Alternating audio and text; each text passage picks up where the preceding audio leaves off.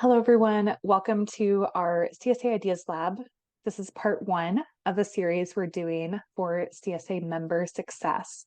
So welcome again to this June session. I'm Sadie, the network coordinator for the CSA Innovation Network, and I'm located in the Madison, Wisconsin area. And I'm joined by Frances Keller of Cooking with Our CSA. So she's going to walk us through some really great resources and ideas about how to be a successful CSA member. And like I mentioned, we've got even more of this series coming up throughout the rest of the summer. So we'll hear about parts 2 and 3 of this later during the end of the CSA Ideas Lab session today.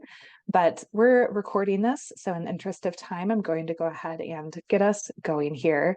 Frances, if you want to go ahead and take over, introduce yourself, tell us about being a CSA member and everything you've learned in your CSA membership over the past few years. We would be really happy to hear you share. Thanks for being here with us.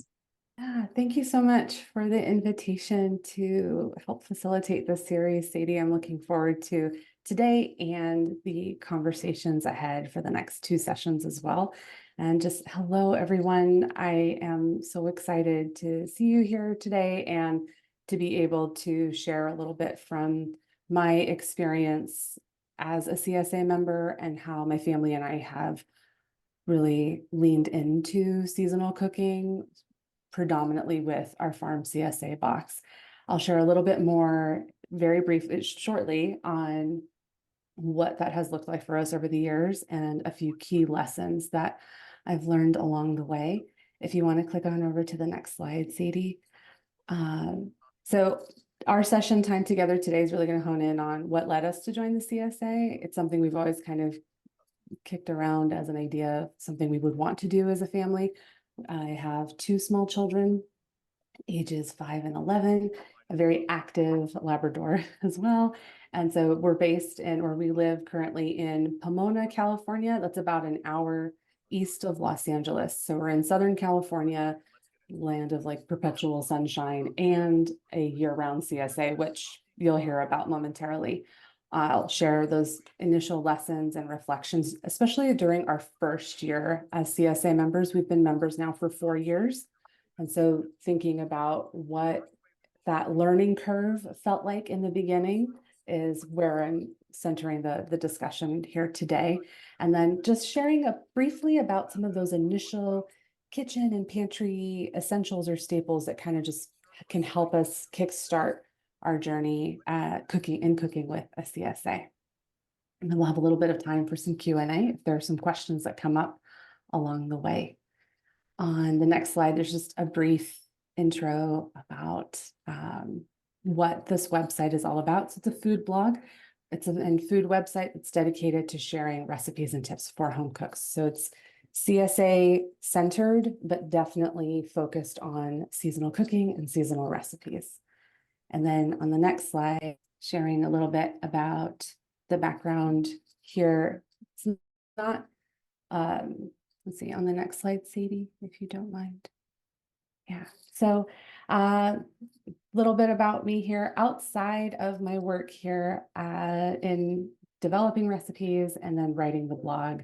I'm an educational consultant by day. So there's my work, day-to-day work, but then this has been very much both passion project and just a great way to share resources, tips, and recipes with readers. On the next slide, so beginning and kicking us off with how we got started. And so we joined on the next slide, giving a little bit of context. The next 3 slides, we'll share a little bit of context about our work with Sage Mountain Farm. We joined the Sage Mountain Farm CSA. They're based in Anza, California, and San Diego County, and we're in Los Angeles County. They have a farm stand at our local farmers market in Claremont. They've been there every weekend for as long as I can remember, as long as we've lived here. We joined in April 2020. So on the next slide, sharing a little bit about what kind of led to that journey. It's April 2020. So if we're maybe recalling, maybe not wanting to, in our area at that point, California was under stay-at-home orders. Supply chains were a bit of a mess at our local grocery stores in our general area. Our farmers market also closed in light of the early onset of the COVID-19 pandemic. And so to have a farmers market that was there every week without fail close really just kind of created challenges contextually in being able to have access to fresh fruit and veggies. And grocery stores were also just kind of unpredictable in their offerings. Sage Mountain Farm, I was on their email list and they had shared that they were adding Claremont as a drop-off point. I'm in Pomona, it's the next town over. And so we immediately signed up for a spot because I figured it's consistent. We can pick it up every week. They also have eggs, meat, poultry, and pork. And so it gave us some additional options around how we can consistently source food to feed our family of four. On the next slide, at that point, part of that just stemmed from sharing the recipes. Here's what we're doing with our CSA box this week. And I was super curious and excited to cook with the box and figure out all of these pieces while we were very much staying at home. And so that's when I launched the blog Cooking with Our CSA at the end of April 2020. A couple of quick facts on the next slide about the CSA and how we have really integrated it into our everyday meal prep. 90% of the produce that we use for our weekly meals comes from that CSA box. And so I'll share a little bit in the slides to come around the practice changes and the mental model shifts for us, like how we've had to kind of change the way we think about approaches to preparing meals and identifying recipes along the way. Our farm CSA with Sage Mountain is year-round. So there is also a little bit of super lucky and also feeling super spoiled because we have a farm CSA that we've never had a season without it. And I know that there are a number of CSAs where this is the season and it's really lasting for a period of weeks. That being said, I think that experience of week to week has really helped sharpen that skill of how are we making the most of the box. Meal planning as a result happens right when we pick up the box. Our pickups are on Sundays. So if you're following along, say on Instagram, I'm usually on Instagram on Sundays, sharing a bit behind the scenes of here's what we got this week. And then here's sort of the thinking about what I might plan to do for meals with the box in hand. And so with that, talking a little bit about some of those key lessons, starting with the next slide. This is my favorite part of previews of table layouts week to week to kind of see a sampling of produce that we've gotten over the years. So taking us from winter, spring, summer, autumn. But when I think about that first year as a CSA member, these were the key things that I learned, starting with lesson 1 on the next slide.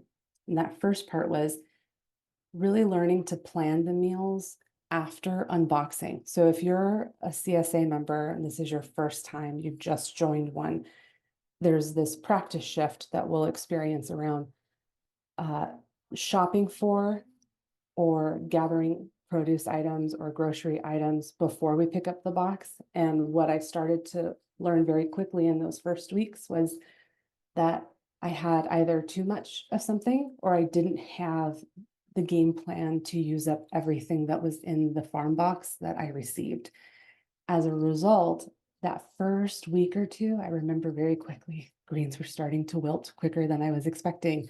And it wasn't that they were wilting quicker, it was because I hadn't thought about what I was going to do with them. So they sat in the fridge or on the counter. And so laying all of the items out on the table became a practice that I leaned into in the weeks that followed that first box of what do we have here? On the next slide, I like to think about this as kind of that practice shift of what was I doing before joining a CSA, and then what am I doing now or after? And so before I would plan my grocery shopping around the recipes I wanted to cook. And so I would think about like, what do I want to make? These are the things I want to make. Okay, what ingredients do I need to source? And then do the shopping after. Even if some of those ingredients were in the off season based on where I am geographically. Now, all of that recipe ideation and meal prep comes in the advent of unpacking the box, laying out all the produce on the table, taking note of what did we get this week? We have a bunch of radishes. I've got some celery. I have a mix of romaine and kale and some mixed greens. Maybe I'm making a DIY salad mix from that and not needing to go to the store to buy additional salad mix.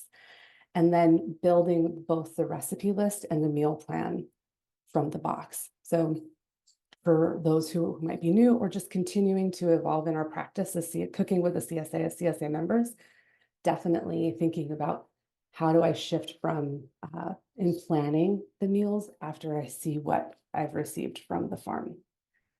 The second lesson that I learned in that first year was really to seek out, and my phrase I always loved to say and share with other members has been, when in doubt, ask about it, like ask about. And that really came into another practice change of leaning into building that relationship and getting to know Phil, who is the farmer at Sage Mountain Farm. And in the beginning, especially, there were ingredients, and I've noted them here on the slide. We've gotten these ingredients consistently now, but I remember those first times they were new to me. I didn't know what they were. I hadn't seen them before. And so a quick email or DM to Phil and the team with a quick question of, this looks really interesting. What is it? And then having Phil write back going like, oh, that's red curry squash if it's winter. And then he would send ideas of, here's what you could do with it. Here's how to prep it. But as on the CSA member side, the encouragement to ask if I don't know what it is, or I'm not quite sure what I want to do with it, then reaching out and asking a little bit more about it has been a great way. And so on the next slide, kind of that paradigm shift for me, thinking about how prior to joining the CSA, I would find myself just shopping the grocery store aisles and sometimes paying attention to where produce was coming from, but oftentimes not. It's just grabbing the item and putting in the cart. And when it comes to the beauty of working with and subscribing to a farm CSA, the relationships that are built as a result, when I think of Julie and Stephanie at the farm stand where I go to pick up the box every week, and Stephanie or Julie giving me a sense of like, hey, here's what we got in the box this week. And then we would brainstorm ideas, just like, how are you enjoying this ingredient? Or this is what I'm making with it. Just that level of interaction and relationship building, that is not something that I find to be common anywhere else. And so to have the opportunity to get to know Phil and the team has been such a gratifying benefit to the CSA membership beyond the weekly produce that we're receiving. So that level of encouragement and it starts with the question, right? I don't know what this ingredient is. Can you tell me what it is, and how can I enjoy it and really savor the season of the produce that we're receiving? For the third key lesson or learning in that first year, and that's kind of connected to the first lesson about meal planning, was the supplemental shopping. So really saving shopping for any additional items post box pickup. What I mean by that is I pick up the box, and over time would also just open the box right then and there in our little cart, take a quick scan of what were the items that we got. So it's like, oh, I've got some carrots, I've got potatoes, I've got some celery, I see some onion, there's some beets, and there's some chard. Awesome. What else might my family want to enjoy this week that we didn't get in the box? And then at that point, it would be shopping, whether it's starting at the farmer's market, since that's where our pickup was, and then any final ingredients, items, pantry staples, and the like, then heading into the local grocery store. That process of like procuring produce and ingredients for meal planning took some time to just get into a rhythm and groove of, I would always default to grocery store first, and the CSA membership prompts me to now shop farm stand first and then build from there. And so I'll find myself at the grocery store really more for things like mustard or umami accents, tomato paste or soy sauce. And then the bulk of everything else that we're getting is from the farmer's market. So if it's apples for the kids, berries, for instance, those are all things that we're picking up there. So that idea of the practice change on the next slide, that kind of highlights that shift in thinking of buying everything up front and then picking up the box, to that switch of, let's take a quick peek of what we're getting and then make decisions about, do I want some additional ingredients that I didn't get in the box? And that could be dependent. Winter, for instance, our boxes might have been a little bit lighter in harvest compared to summer, where it's just, there's so much good stuff that we're trying to work through. That ebb and flow of what we're receiving in season really informs and influences how we're thinking about what we're going to shop for next and what we are going to need or want for the week ahead for our meals. And with that in mind, thinking about some of those initial pantry staples. On the next slide, we'll talk just briefly about what some of those ingredients are that just kind of help kickstart. A pantry doesn't have to be large, spice cupboards, whatever space that we have.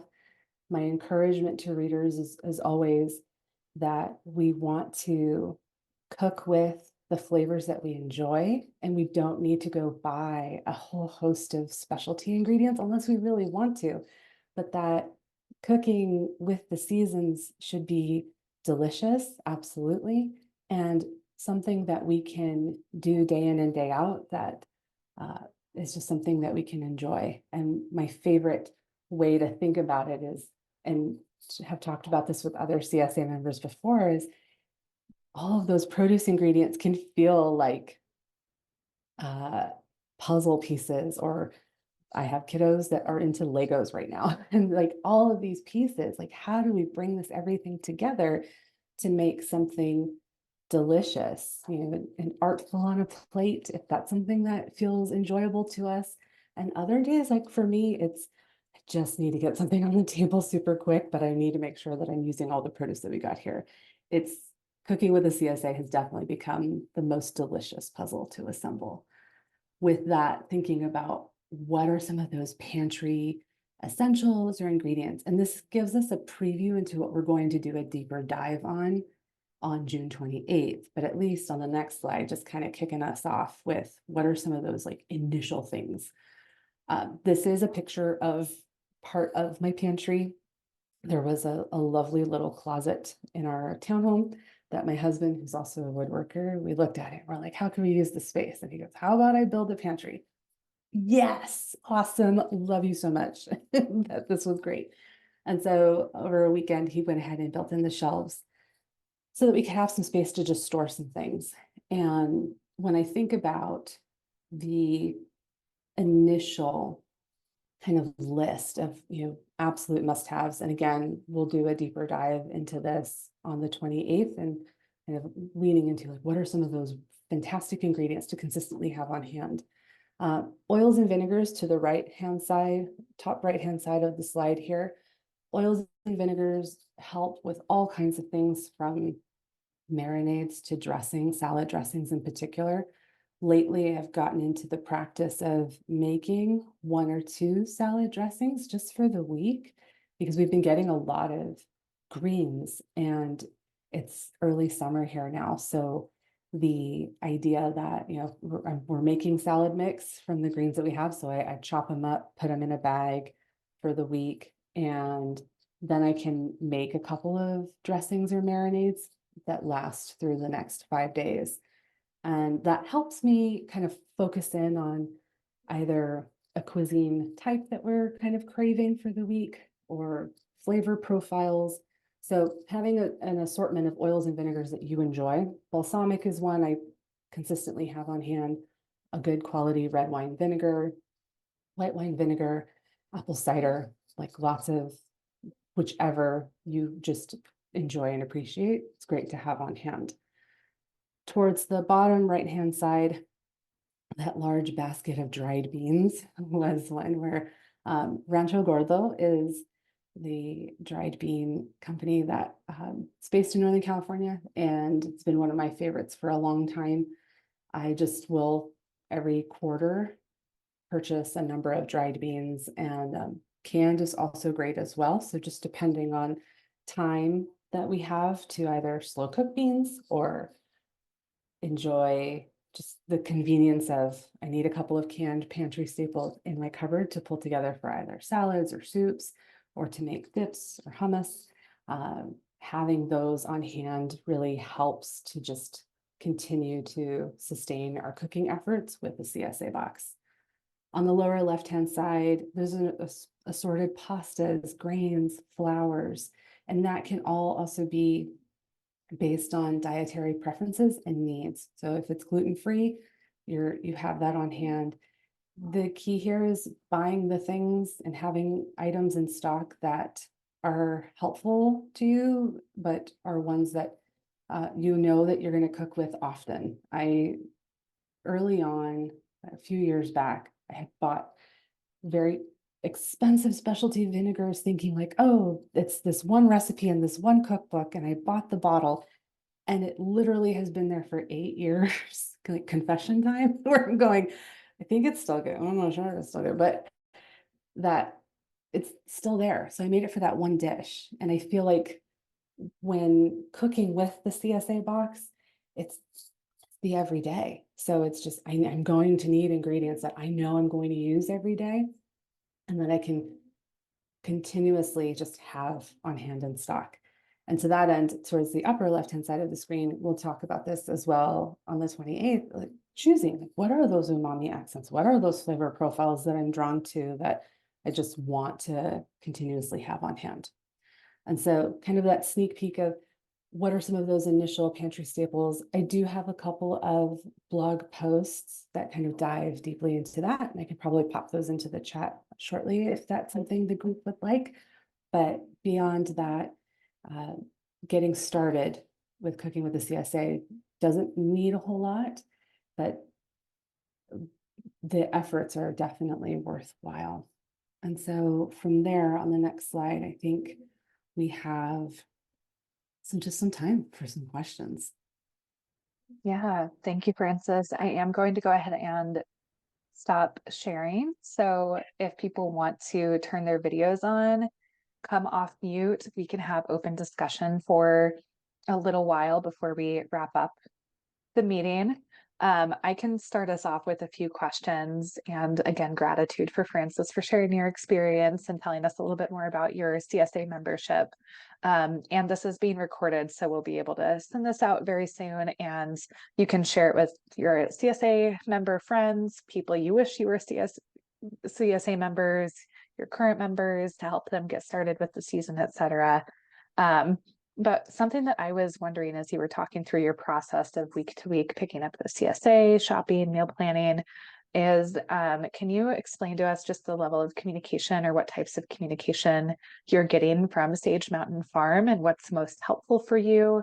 For example, in the chat, we heard from Jamie that they get a list of the CSA box contents ahead of time. Is yours a surprise each week, or do you get to have that in advance? What's the process there? Yeah, I love this question. There's actually kind of two parts to that answer. The first is the broader announcement. And so Sage Mountain Farm will share, say, on Instagram and Facebook. They're really mostly active there with here's what you can anticipate in your box this week.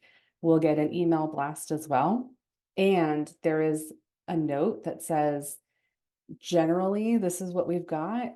but your box may have a few different items. So for example, we had gotten an email blast.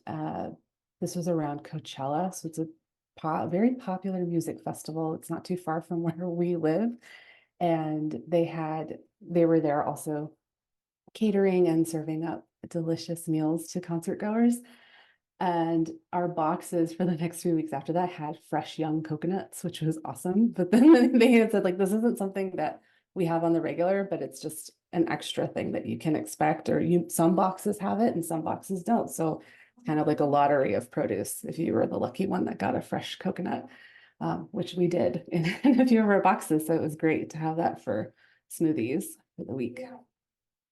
But we get email blasts, there's social media posts, and the box can still have some variation. So it still can depend a little bit, but not too much. So yes, to Jamie's comment in the chat, we don't have the option of customization. And so we get here's what we're growing on the farm right now. Here's what you can anticipate can be in your box. And just know, not all boxes are going to be the same. So that's been kind of if that's what you really like and appreciate, then the members have been like, great, we know this is around what we can expect, but our boxes will still be unique to us. And then we can respond that way. It's actually been really fun when I share the thought process. So I'll get on Instagram on stories on Sundays, and we do a dinner plans walkthrough or talk through. And so as I'm sharing the produce, I'll get messages from fellow Sage Mountain Farm members who are like, oh my gosh, you got that. I didn't get that this week. Or, hey, I got like 3 bunches of kale. What else am I going to be able to do with it apart from like the 1 bunch you got? And so it's also really fun to kind of hear what other fellow members were getting as we're brainstorming together. Like, how are we going to use it all for the week ahead? Francis, is cooking with our CSA something that Sage Mountain Farm promotes to the rest of their CSA members as a resource for fellow CSA members? And then are there other things like Facebook groups as well for that camaraderie and collective brainstorming to happen? Yeah, I don't think that we have a private Facebook group specifically for that. It's more of just promoting farm and then the produce that they have.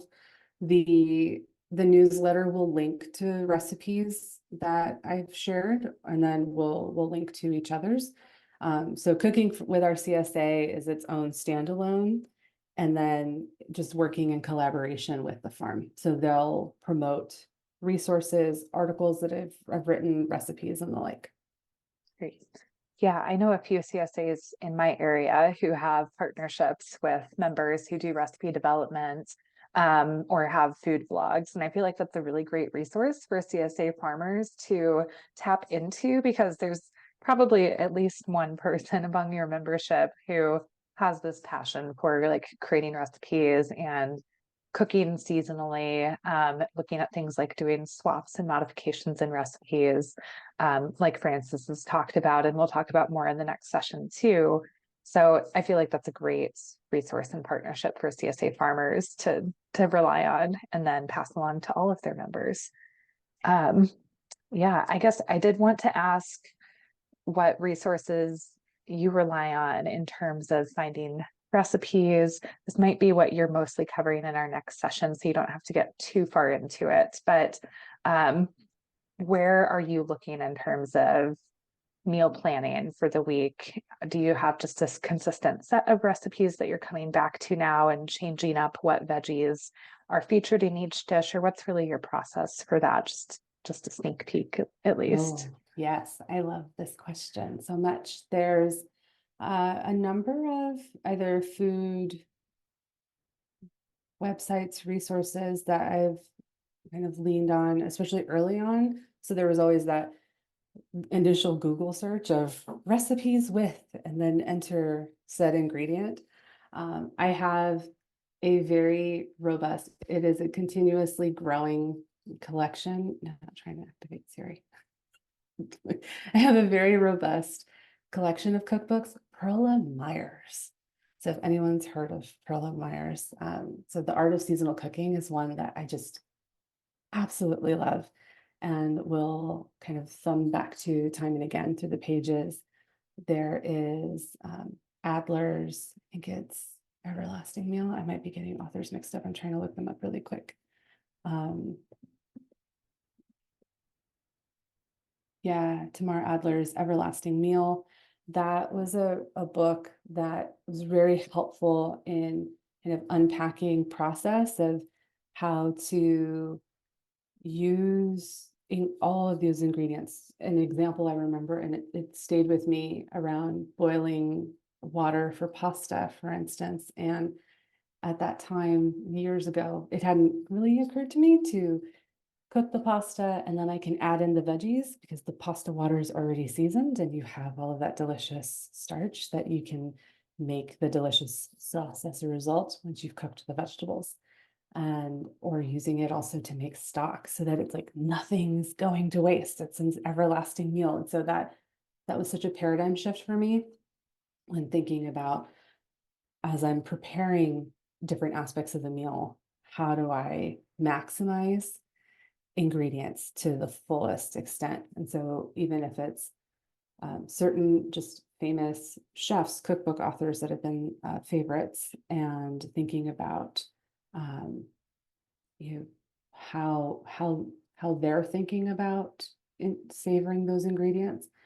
And now that process has evolved to my own internal questioning of like, how can I enjoy these ingredients? There is a book that I was reading earlier this year called Ratio. And I'm trying to look up the author there as well. I can link these also in the forthcoming session. I think that'll be a great spot for it. Ratio dives into really how to craft your own recipes based on the ratio of different ingredients, which then really promotes the vast imagination we can hold about ingredients, and then thinking about how much of one element would I need to make the recipe work. So that's been also a really helpful resource, especially now early on. So year one and even prior to that was probably some of the standard, whether it was other food blogs, food websites, and magazines. So it's like Eating Well and whatnot were ones that I just kind of gravitated to in those early years. Awesome. Yeah, I'm looking forward to having some of those resources linked out for CSA members in your next session. But it seems like the good advice for now is just like look to cool chefs and cookbooks that you already admire, and then just take a look at what you've got in front of you and how can that fit into those types of recipes and food that you love. For sure. Great. Again, sort of getting into what your relationship with the farm and how that informs your CSA membership, and how it's different from shopping at the grocery store without that relationship with the farmer. Is there anything from Sage Mountain Farm where they have provided you storage guides for like how to keep your produce fresh once you take it home, or have you developed your own prioritization of CSA pickup day is salad night and we always eat the greens first and then we save the root veggies for the end of the week? Or what does that look like for you in terms of timeline? I know you mentioned earlier, as an early member, you would find like your salad greens wilting sooner than you would like because you just hadn't incorporated how to use them first. So wondering about that farmer member relationship in that timeline space.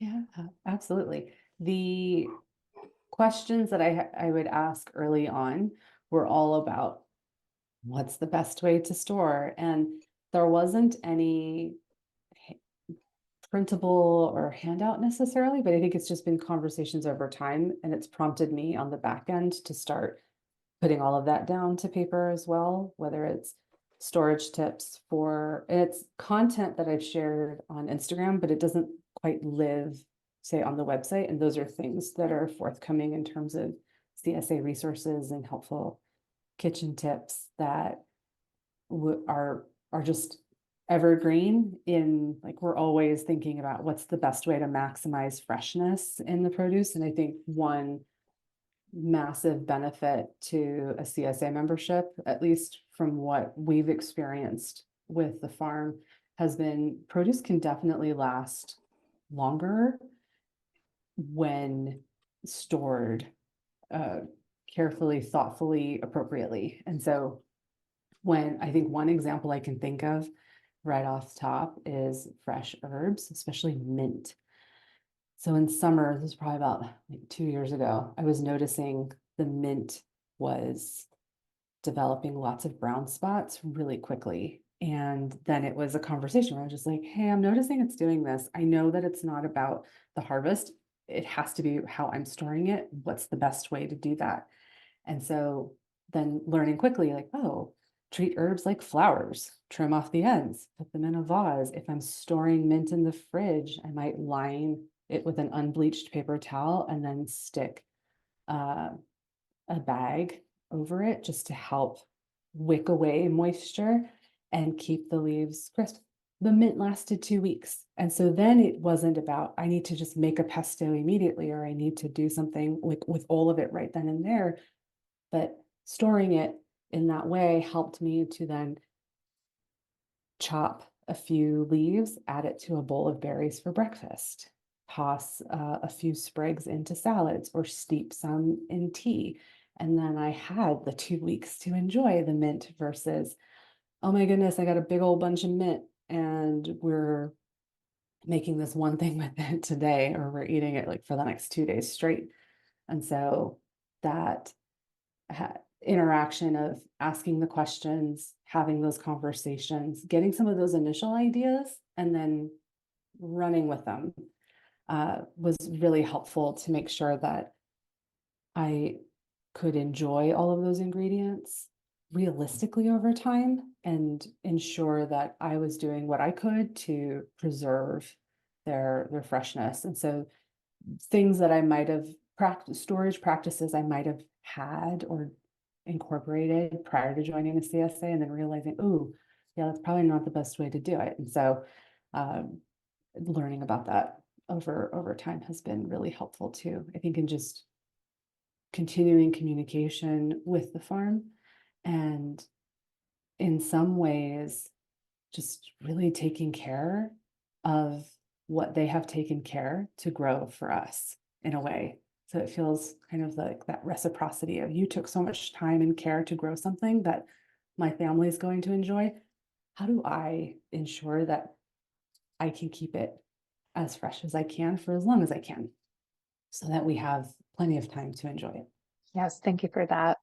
And it looks like, Glenn, you've got a question. Feel free to unmute and ask away.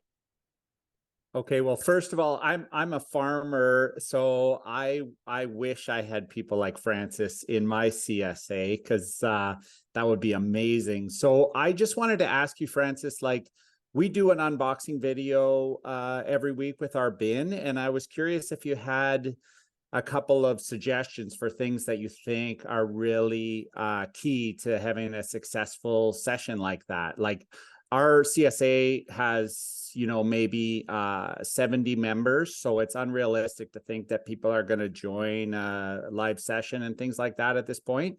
So we're really trying to anticipate what the things are that our CSA members need to learn from the session, apart from what's in the box and how to properly store things. So I was wondering if you can give us some practical suggestions about what we should include in there.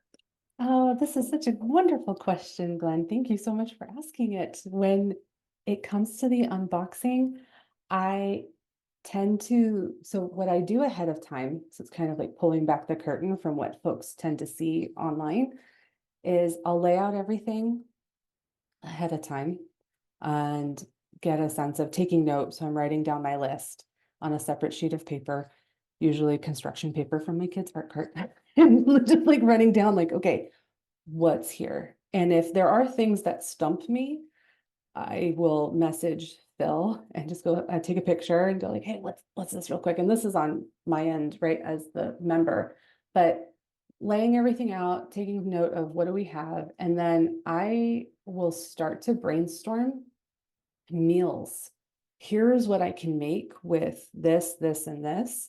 And here's what I'm thinking about for using X, Y, and Z.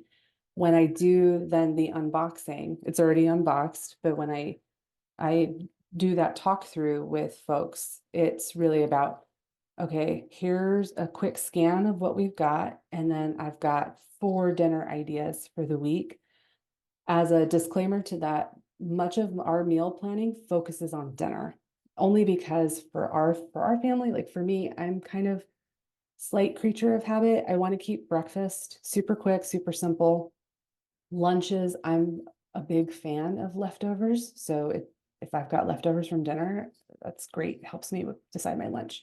So dinner is really where it's at for us. With that in mind, everything's laid out. I start looking at, okay, here's what we're thinking about making.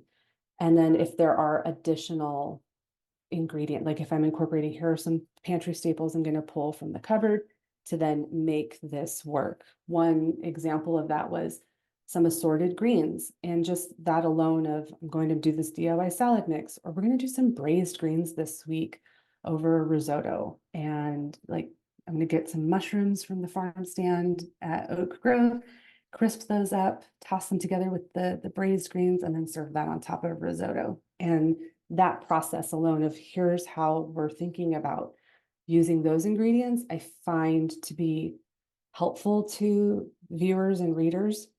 And that's also where I tend to get a good chunk of feedback back around, oh, that's a really helpful way of using that.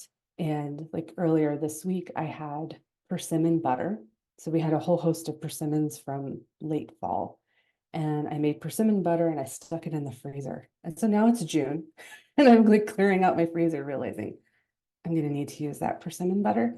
So I swirled it into oats, and I got a couple of readers who were like, oh my gosh, it didn't even occur to me that I could put it in oatmeal. And I'm going, yeah, you can. It's fruit butter.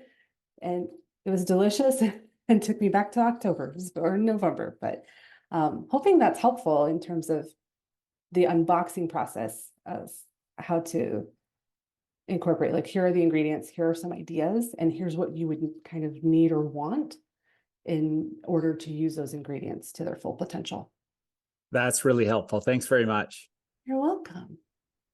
Yeah, I think that was a really great question and answer.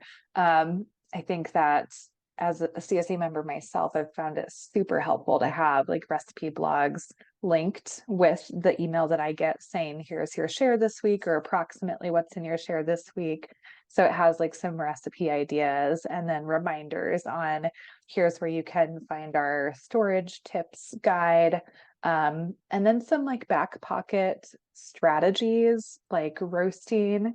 Pretty much any vegetable is amenable to being shoved on a sheet pan and roasted, or make any greens into a pesto, which I know is what Francis will be talking about in upcoming sessions. I don't want to steal that thunder too much, but just having some of those in the rotation, I think, is really helpful, and great to hear from you, Glenn, as a farmer, and what you can take from this to pass on to your CSA members.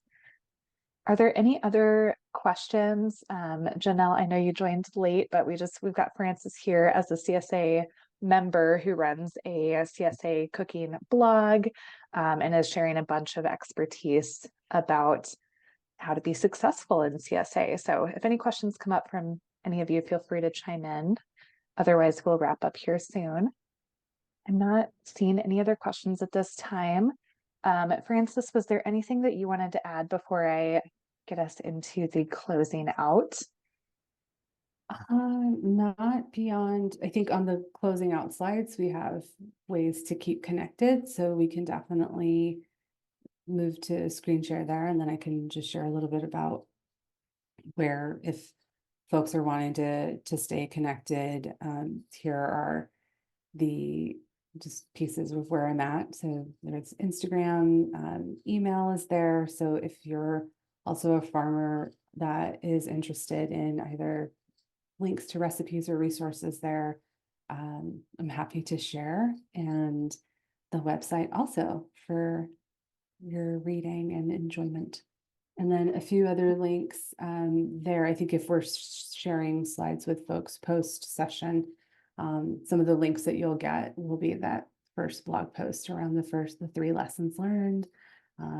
If you or your CSA members would like to sign up for the Dinner Plans weekly newsletter, I send that out on Sundays with kind of that game plan of here's what we're thinking about with the ingredients we have, along with just some featured recipes to continue to spur inspiration. Then the link to sign up will be in there as well. And then we can go ahead and talk about what's to come in the CSA Ideas Lab. Yeah, we do have 2 more sessions with Francis. So next couple weeks out from now is the next session on sustaining momentum in a CSA membership. So we've titled that Keep on Cooking, knowing that people probably nationally have CSA shares at this point. They're underway with at least part of the season, even if they're not a year-round member like Francis is in sunny California. So how do you keep going? Because sometimes that overwhelm gets real in the middle of the summer when you've got those big boxes of fresh produce and you don't want to just stick everything in the freezer or eat salad every single day necessarily. So we'll have Francis back to share some more ideas and some like deeper tips on really using the full potential of your CSA share at the end of this month. And then we do have another CSA Innovation Network event coming up a couple weeks after that. On July 9th, we have an author, Jerry Apps. He's a farmer and author out of Wisconsin who has recently published a book about rural communities and the future of farming in America and the world, honestly. So he'll be sharing to talk specifically with CSA farmers and CSA members, consumers of local food all over, about how CSA plays into the future of agriculture and rural communities, farming, all of that good stuff. This also comes with a giveaway. So we'll be sharing more over social media, but we've got multiple ways that people can enter to win a free copy of the book from Jerry. So really excited about that one. And then we will close out July with having Francis back for a virtual cooking class. Francis, I'm so excited for this Sunday afternoon session that we've scheduled. It's on a weekend. Hopefully that's a nice time for people to pop into Zoom, do a virtual cooking class, have your Sunday night dinner completely planned out and be able to hop online and learn some fun recipes from Francis, maybe use your own CSA share in part of that meal. I know I've done a good handful of virtual cooking classes since the pandemic started, and that became a really popular way to still engage with local food. So I'm excited we're hosting one through the CSA Innovation Network. And then I did want to call out, we do have some other CSA Ideas Labs that are in the works for later in the year.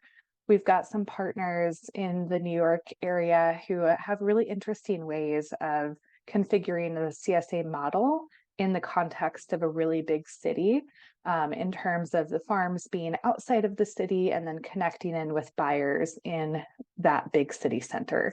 So join us in probably August or September for that novel CSA Models Ideas Lab. And then at the end of October, we'll be talking about online sales and marketing.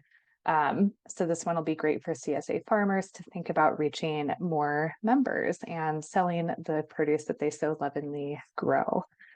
And that's all we have for today. So thanks again for Francis coming, sharing your expertise, your experience, and some very tasty tips on CSA membership. Thanks for those of you who tuned in. It's great to have you all here for a little while today. And happy CSA season to everybody. This is recorded, so we'll be getting this posted on our socials, website, YouTube, and emailed out with links to all of the resources that were shared and links to sessions numbers 2 and 3 in this series very soon. Thanks for joining and have a happy weekend, everybody.